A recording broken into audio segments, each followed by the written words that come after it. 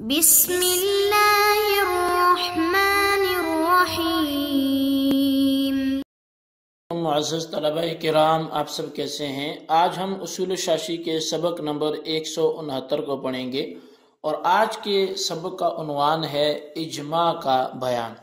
آج کے ہمارے سبق کی عبارت البحث الثالث فی الاجماع سے شروع ہوتی ہے۔ آئیے سب سے پہلے عبارت بھی پڑھتے ہیں، ترجمہ بھی کرتے ہیں، وضاحت بھی ساتھ ساتھ کرتے ہیں۔ جیسا کہ آپ نے پیچھے کتاب اللہ کی بحث مکمل کی، سنت رسول اللہ کی بحث مکمل کی، اور آپ نے ابتداً پڑھا کہ ادلہ اربعہ یعنی اصول فقہ میں 4 جو ہیں وہ اصول ہیں اصل، جن سے استدلال کیا جاتا ہے، جن کو اصول فقہ میں حجت مانا جاتا ہے۔ وہ ایک کتاب اللہ ہے، قرآن کریم ہے، دوسرا سنت رسول اللہ کی سنت ہے، اور تیسرا اجماع امت، اور چوتھا قیاس ہے۔ تو ہمارے کتاب اللہ کی بحث بھی مکمل ہوئی، سنت رسول کی بحث بھی مکمل ہوئی۔ اب ہم بحمد اللہ تعالی آج البحث الثالث فی الاجماع، تیسری بحث جو اجماع کے بارے میں ہے، اس کا آغاز کرتے ہیں۔ مصنف اللہ رحمہ لکھتے ہیں فصل، یہ فصل ہے، اجماع هذه الامت بعدما توفی رسول اللہ صلی اللہ علیہ وسلم فی فروع الدین حجت موجبۃ للعمل بها شرعا کرامۃ لهذه الامت۔ فرمایا کہ رسول اکرم صلی اللہ علیہ وسلم کی وفات کے بعد دین کے عملی احکام میں اس امت کا اجماع ایسی حجت ہے جس پر اس امت کے جو اکرام میں شرعاً عمل کرنا واجب ہے۔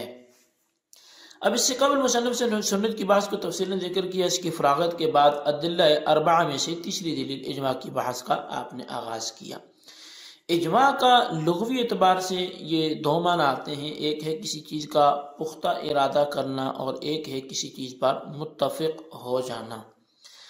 اب اجمع فلان علی کذا کا مطلب یہ بھی ہے کہ فلاں شخص نے فلاں کام کا پختہ ارادہ کیا، اور اجمعوا علی کذا کا مطلب یہ بھی ہے کہ ان لوگوں نے فلاں کام پر اتفاق کر لیا۔ تو یہ لغوی اعتبار سے اس کے معنی تھے۔ اب اجماع کی تعریف کیا ہے جو اصطلاحی ہو، شرعی ہو؟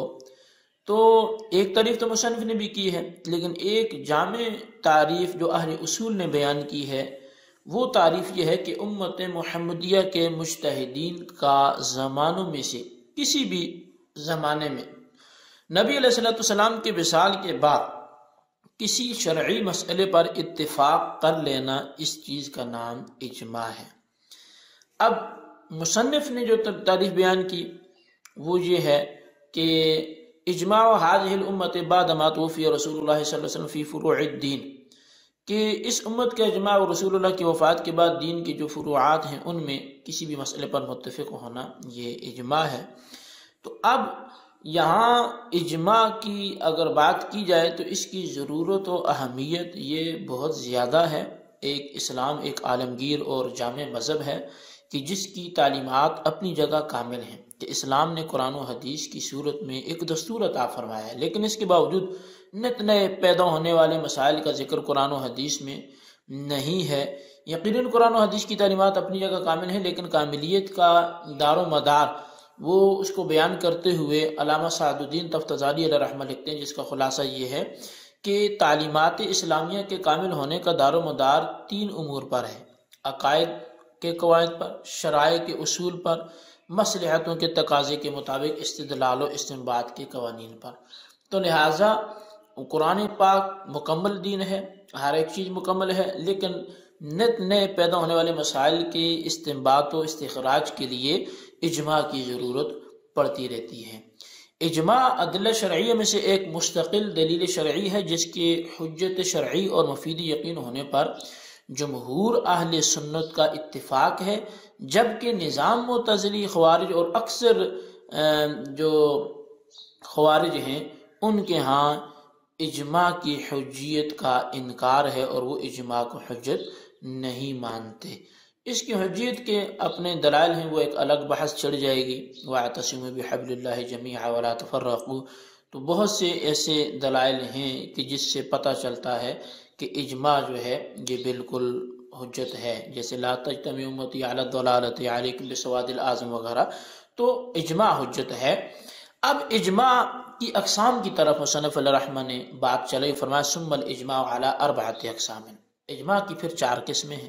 اجماع الصحابۃ علی حکم الحادثۃ نصا، صحابہ کرام کا کسی نئے پیدا ہونے والے حکم پر یا واقعے پر صراحتاً اجماع کرنا۔ ثم اجماعهم بنص البعض وسکوت الباقین عن الرد، پھر دوسری قسم میں صحابہ کرام میں سے بعض تو بول کر اجماع کریں، بعض رد کرنے سے چپ رہ کر اجماع کریں۔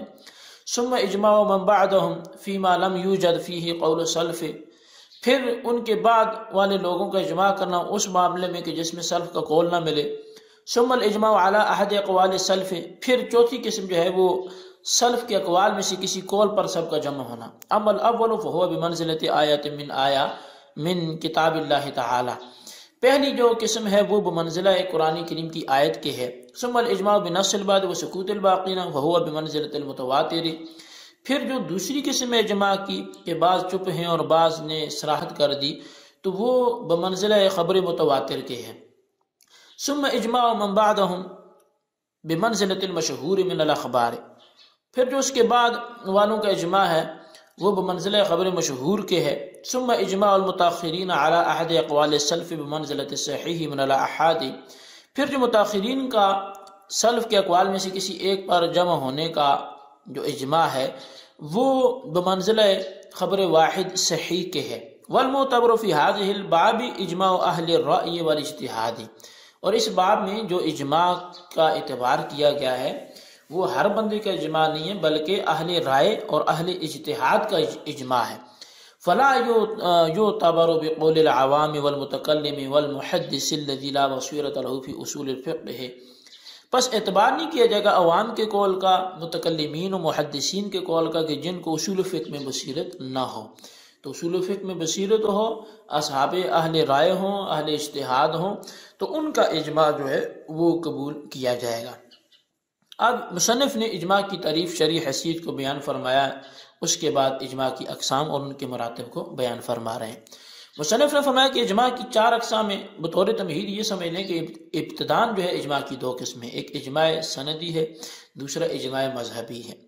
اجماع سندی اس اجماع کو کہتے ہیں جو امت کے تمام علماء کا اجماع ہو، اور اجماع مذہبی وہ اجماع ہے جو امت کے بعض علماء کا اجماع ہو۔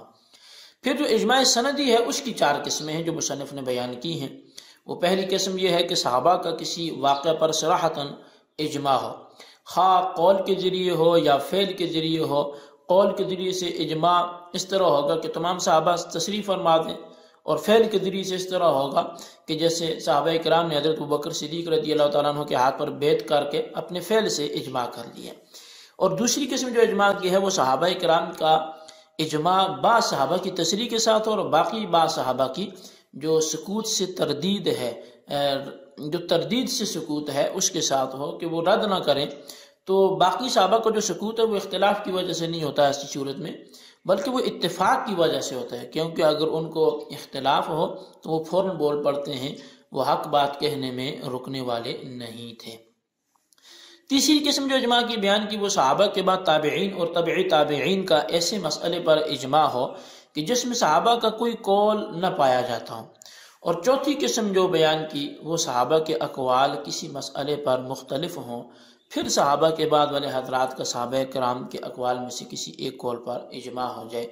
تو یہ 4 قسمیں تھیں، لیکن ان 4 قسموں کو بیان کرنے کے بعد مصنف نے پھر چاروں کے حکم بھی بیان کیے، احکامات بھی بیان کیے، اور فرمایا کہ جو اجماع کی ان اقسام 4 کے مراتب برابر نہیں ہیں بلکہ ان کے مراتب میں تفاوت اور فرق ہے۔ جب مراتب میں تفاوت ہو تو پھر اجماع کی ان اقسام کے حکم میں بھی تفاوت ہوگا۔ لہٰذا پہلی قسم کا جو حکم ہے وہ جس میں صحابہ کرام کسی واقعے کے حکم پر صراحتاً اجماع کریں، یہ کتاب اللہ کی آیت کے درجہ میں ہے۔ جس طرح کتاب اللہ کی آیت علم و عمل کی قطعیت کا فائدہ دیتی ہے، اس آیت کا انکار کرنا کفر ہوتا ہے، اسی طرح اجماع کی یہ قسم علم و عمل کی قطعیت کا فائدہ دیتی ہے اور اس اجماع کا منکر بھی کافر ہوتا ہے۔ دوسری قسم جو ہے جو اجماع بعض صحابہ کی تصریح اور بعض باقی صحابہ کی تردید سے سکوت کے ساتھ ہو، یہ اجماع سکوتی کہلاتا ہے، اور یہ اجماع خبر متواتر کی طرح ہے۔ جس طرح خبر متواتر علم و عمل کی قطعیت کا فائدہ دیتی ہے، اسی طرح یہ اجماع بھی علم و عمل کی قطعیت کا فائدہ دیتا ہے، لیکن اس اجماع کو بمنزلہ خبر متواتر قرار دینا صرف علم و عمل کی قطعیت کے اعتبار سے ہے کہ جس طرح خبر متواتر علم و عمل کا فائدہ دیتی ہے، اسی طرح یہ اجماع بھی علم و عمل کی قطعیت کا فائدہ دیتا ہے۔ ہر اعتبار سے یہ اجماع بمنزلہ خبر متواتر نہیں ہے، کیونکہ خبر متواتر کا منکر کافر ہوتا ہے اور اس اجماع کا منکر کافر نہیں ہوتا۔ اسی طرح تیسری قسم جو ہے، جو اجماع صحابہ کے بعد کسی ایسے مسئلے پر ہو جس میں کسی صحابی کا قول منقول نہ ہو، تو وہ بمنزلہ خبر مشہور ہے۔ جس طرح خبر مشہور علم طمانینت کا فائدہ دیتی ہے، اسی طرح یہ اجماع بھی علم طمانینت کا فائدہ دیتا ہے۔ اور چوتھی جو قسم ہے، وہ جو اجماع صحابہ کے اقوال میں سے کسی قول پر ہوا ہو، یہ بمنزلہ خبر صحیح کے ہے۔ جس طرح وہ خبر واحد جو صحیح ہو علم ظنی کا فائدہ دیتی ہے، اسی طرح یہ اجماع کی چوتھی قسم بھی علم ظنی کا فائدہ دیتی ہے۔ تو اب آخر میں مصنف نے یہ بیان کیا، جب چاروں قسموں کے احکامات بیان ہو گئے، کہ اجماع کرے گا کون؟ تو مصنف فرماتے ہیں کہ فقہ کے باب میں معتبر اہل قیاس اور اہل اجتہاد کا اجماع ہے، یعنی مجتہدین کا اجماع معتبر ہے، عام لوگوں کے اجماع کا کوئی اعتبار نہیں ہوگا۔ عام لوگ اگر طلاق کا اختیار مردوں سے لے کر عورتوں کو دینے پر اجماع کر لیں تو اس اجماع کا کوئی اعتبار نہیں ہوگا۔ اسی طرح کسی فقہی مسئلے میں متکلمین کے اجماع کا بھی کوئی اعتبار نہیں ہوگا، اور اسی طرح محدثین کا بھی اجماع، جن کو فقہ میں اصول فقہ میں بصیرت نہ ہو، تو ان کا بھی اس میں کوئی اعتبار نہیں ہوگا۔ تو لہٰذا یہاں جو اعتبار ہوگا وہ جو صاحب رائے ہوں گے، جو اہل اجتہاد ہوں گے، ان کی بات کا اعتبار ہوگا۔ یہ ہمارا آج کا سبق تھا، اس کو اپنے لفظوں میں یاد بھی کریں، خلاصتاً نوٹ بھی کریں، بالخصوص ان سوالات کے جوابات دیں۔ سوال نمبر 1 یہ ہے کہ اجماع کا لغوی اور شرعی معنی بیان کرتے ہوئے اجماع کی حجت پر کوئی ایک دلیل پیش کریں۔